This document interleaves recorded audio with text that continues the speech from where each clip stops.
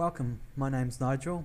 In this tutorial we're going to be following on from the previous dynamic styles tutorial where we're going to be filtering out the content types that we created before. For example, we'll be able to show just the large populations markers on the map, medium size and small populations, and we'll also be adding a views jump menu, so we'll be able to easily switch between those different groups of markers as such. Let me show you what I mean in this example.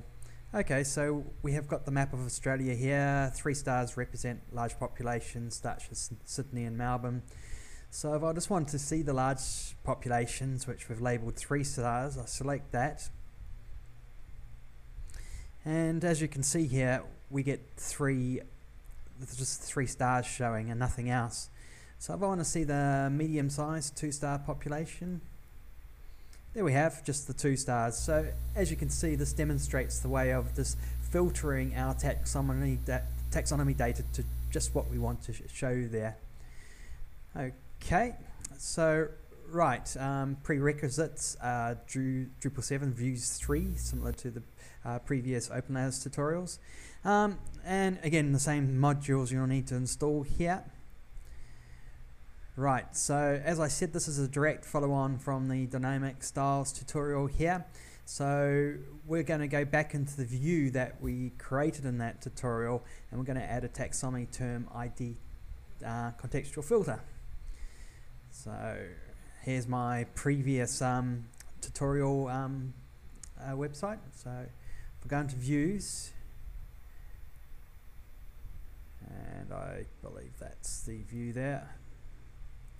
Okay, so we're in the view here. We want to add a term ID to the contextual filters, so select add, and I'm going to overwrite that and select term ID. And this is the one I want here, the one at the bottom here, taxonomy term ID. Select that and apply it. Okay, the top bit's okay. If the filter is not displayed, if the taxonomy filter is not displayed, display all the results. In other words, display all the content, all the stars. So that's correct. But when we do supply a term ID, we're going to specify our validation criteria, which for the validator we're going to select taxonomy term, and in the vocabularies we only want to filter the vocabulary we made from the previous tutorial, which is this one here. Everything else can remain the same, so we'll apply that.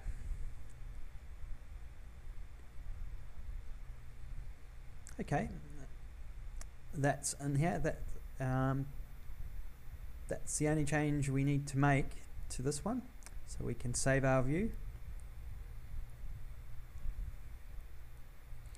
Okay, go into the views cookie here, and we're going to add a new view. This view is going to be our block. By creating a block view, we'll be able to access it from the blocks menu and allocate that block to a region, and that's going to be the little drop down bar where we can filter our taxonomy types here. So what should we call this? We'll call this Oz map menu block. Continue and edit, then I'll click add a block. Okay, right, so we want to add some fields to this block. The first field I'm going to add is going to be the taxonomy term ID. This is key. This is going to sort of map our drop down box's link to the contextual filters.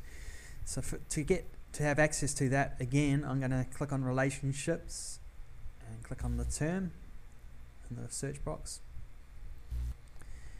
And it's the taxonomy terms on node I want, which will give me access to the field I want, the term field I want. Apply that. And select the vocabulary, which is OzMap vocabulary, and apply that. Now I've got that field available to my field section here, so click add, and let's click, it's term ID, so if I type TID here we go, taxonomy term ID. This is what I want. And I'm going to override this and apply it. Okay, remove the labels here. Okay, scroll on down till you see the rewrite results here and select that. And I want to rewrite the output of this field. In other words, basically we have to align this TID, which is going to be supplied to the jump menu. So we've got to make sure the value of this TID points to the contextual filters. So rewrite the results of this field, and we know that the path we set in our previous tutorial page was called Oz. Now I need to add an argument to that, and I can get that argument from the replacement patterns down here, and it's the TID. So taxonomy term ID has got this token, so I'm just going to enter that.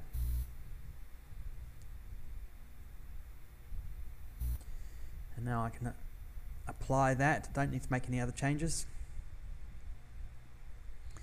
Okay, if we scroll down here, we get a preview of what we want. Okay, first of all, I have to hide the term IDs.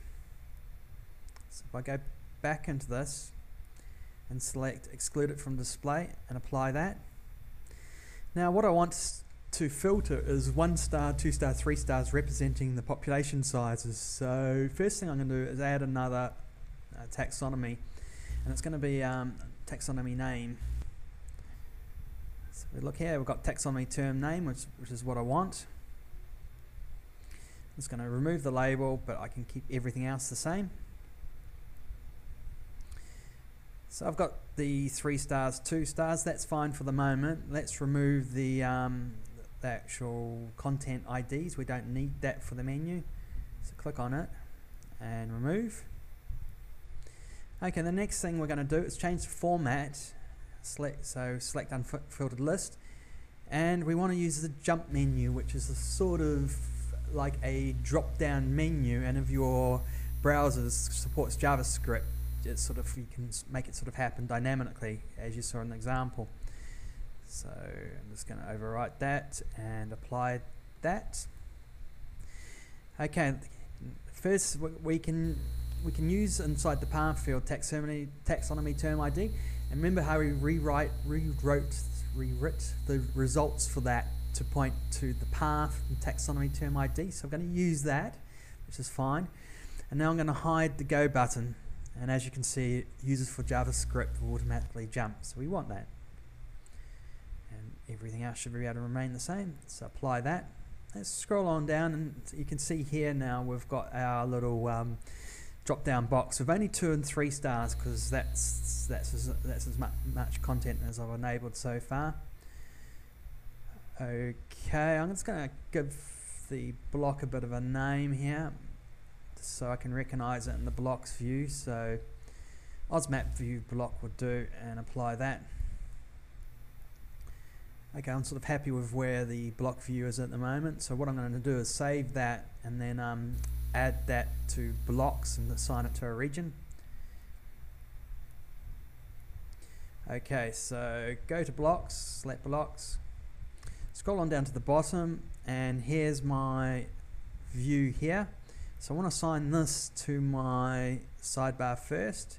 Scroll back up, here it is here, and I want this just under navigation. First of all, I need to save it and then I'll configure it. So now go into configure and only allow this drop down menu in the path of where our Openlayers map is. So it's in here, and we need to add a second entry down here and select all arguments under Oz, which is, and all the arguments happen to be the contextual filter we set up in our view. So we save that, close this. Okay, if we select Oz, okay, I've just selected Oz up here, and as you can see, we've got Brisbane, Sydney, the large populations, we've got Perth, medium population. If I go down here and select 2 star, the menu refreshes, and we've only got Perth. I'll make it a little bit clearer for the video. So we've only got Perth here. So now if I select 3 stars, want to see the large populations in Australia, and again I will change the base layer. close that, and we've just got the 3 here. So I'm basically dynamically switching with a drop-down menu just the taxonomy terms themselves, and the stars represent large populations, but this is just an example showing how you, using taxonomy terms, you can actually group the output of your data quite easily, which for large types of data is quite effective. And the stars were dynamic fields from the previous tutorial. We didn't have to make many changes to that, and we used the jump box here just to be able to dynamically set our taxonomy terms. That's it for this tutorial. So now you've got quite a polished solution for enabling styles markers on a map and be able to switch between that. Okay, that's all for this one. Thank you for taking the time to watch. Any questions, comments, or anything else, please pop along to drupaleasy.com and just post any feedback to there. And that's it for this one. Bye for now.